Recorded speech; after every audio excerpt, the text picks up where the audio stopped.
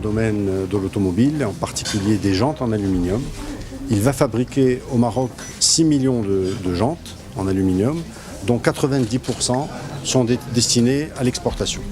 Donc c'est la mise en œuvre de la stratégie qui avait été présentée devant Sa Majesté, du plan d'accélération industrielle, et en particulier, ce projet avait été signé à ses tout débuts devant Sa Majesté avec l'intention d'aller plus loin pour sa réalisation dans le plus bref délai.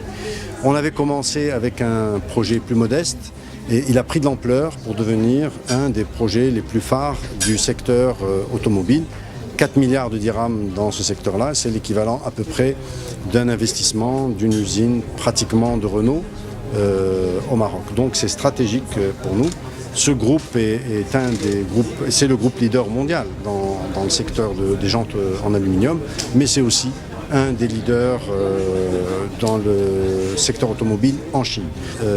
Convaincre des groupes aujourd'hui leaders mondiaux est extrêmement facile et à peu près n'importe quel Marocain d'entre nous est en mesure de le faire parce que le Royaume offre des potentialités extrêmement importantes. D'abord notre position géographique, la stabilité du pays, la capacité de réaliser des projets de cette envergure dans des temps records. Nous avons déjà un track record, une démonstration d'un certain nombre de projets stratégiques existants.